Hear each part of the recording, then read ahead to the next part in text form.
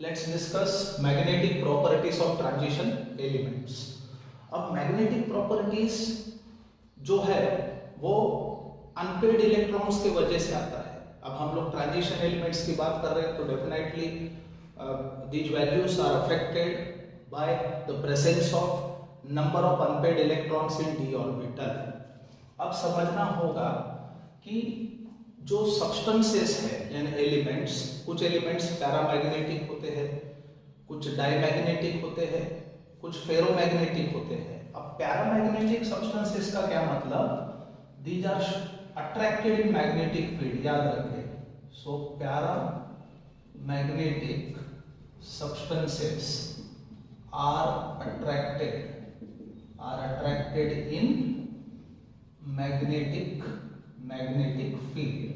यानी जैसे ही magnetic field में हम ले जाते हैं तो वो अट्रैक्शन महसूस करेंगे। नॉर्मली होता क्या है, ऐसा एलिमेंट जिसके पास अनपेड इलेक्ट्रॉन्स हो वो पैरामैग्नेटिक होता है। अब अगर स्ट्रांगली अट्रैक्ट किया जाता है मैग्नेटिक फील्ड के अंदर तो उस सब्सटेंस को फेरोमैग्नेटिक सब्सटेंस कहना चाहिए। So ferromagnetic substances are strongly attracted in magnetic field। Magnetic field में ये लोग स्ट्रांगली अट्रैक्ट किए जाएंगे। अब एक आध स्पेसिफिक सब्सटेंस जो रिपेल किया जाएगा मैग्नेटिक फील्ड के अंदर उसे डायमैग्नेटिक सब्सटेंस कहना चाहिए। सो याद रहे, diamagnetic substances are repelled in magnetic field। यानी जब हम लोग मैग्नेटिक फील्ड में उसको इंट्रोड्यूस करेंगे तो डेफिनेटली वो रिपल्शन एक्सपीरियंस करेंगे। इसलिए डायमैग्नेटिक सब्सटेंस की वेइंग अगर आप मैग्नेटिक फील्ड के अंदर करो तो उसका वेट जो है वो कम नजर आता है क्योंकि वो रिपेल किया जाएगा। अब मैग्नेटिक फील्ड में होता क्या है कि इलेक्ट्रॉन्स जो है unpaired electrons those are align in the direction of magnetic field. ये चीज आपको समझना होगा। So what happens in magnetic field electrons are aligned in the direction of magnetic field। यानी जो भी मैग्नेटिक फील्ड होगा उसके डायरेक्शन में इलेक्ट्रॉन्स का अलाइनमेंट हम लोग देख सकते हैं। अब एलिमेंट्स जो फेरोमैग्नेटिक एलिमेंट्स होते हैं जैसे कि फेरस, कोबाल्ट, निकेल, इन्हें हम फेरोमैग्नेटिक सब्सटेंसेस कहते हैं क्योंकि these are strongly attracted in magnetic field और those can be permanently magnetised. यानी अगर हम उसको मैग्नेटिक फील्ड में काफी देर तक के रखते हैं तो उनसे हम परमानेंट मैग्नेट भी बना सकते हैं। सो याद रखें कि फेरोमैग्नेटिक सब्सटेंसेस लाइक, इसमें हम लोग बोल सकते हैं ferrous, cobalt, nickel can be permanently magnetized,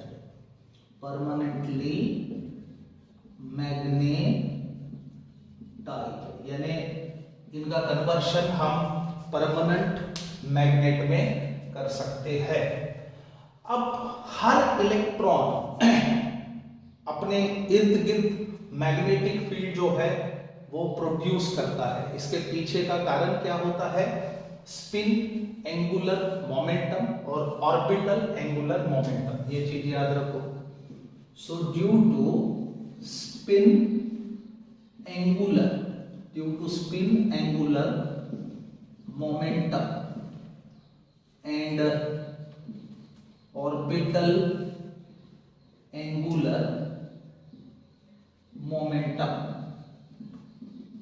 electron give rise to magnetic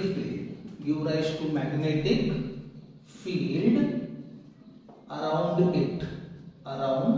it यानी स्पिन एंगुलर मोमेंटम और ऑर्बिटल एंगुलर मोमेंटम के वजह से हर एक इलेक्ट्रॉन जो है वो अपने इर्द गिर्द मैग्नेटिक फील्ड सजाता है या फिर क्या बोलते हैं उसको जनरेट कराता है। अब हमें स्पिन ओनली मैग्नेटिक मोमेंटम हम लोग निकाल सकते हैं, उसके लिए रिलेशन है, याद रखो।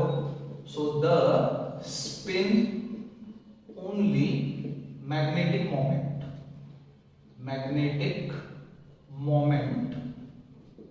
Can be determined as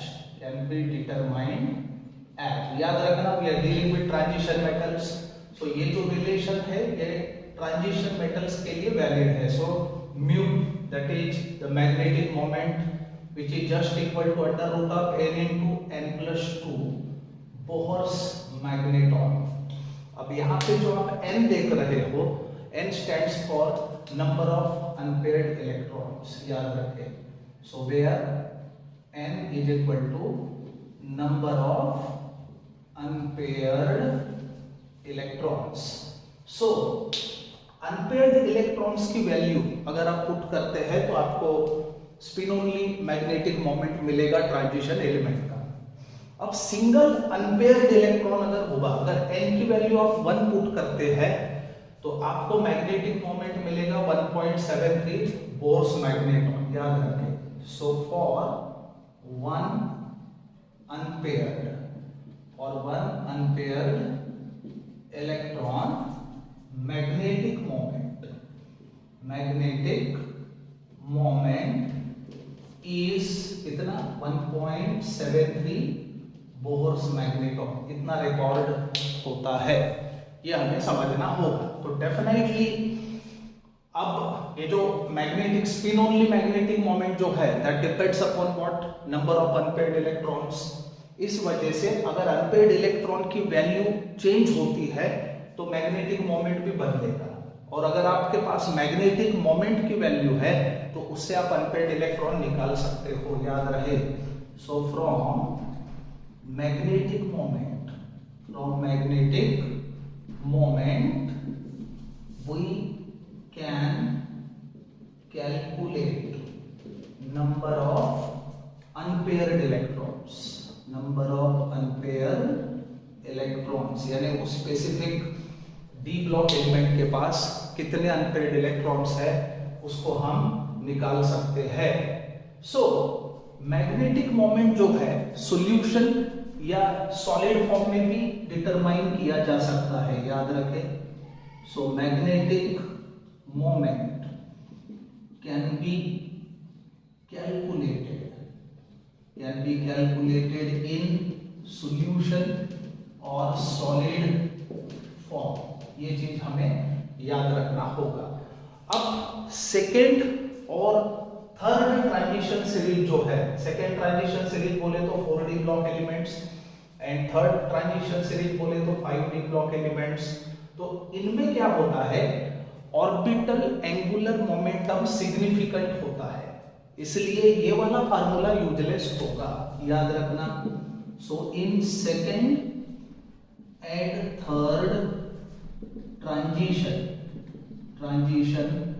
series elements क्या होता है, ऑर्बिटल एंगुलर मोमेंटम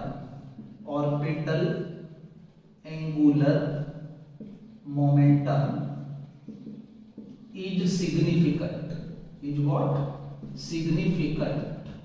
अब सिग्निफिकेंट होने के वजह से क्या होगा, दस n under root of what n into n plus 2, ये जो रिलेशन है इज यूजलेस, यानी ये इन केसेस में काम में नहीं आएगा।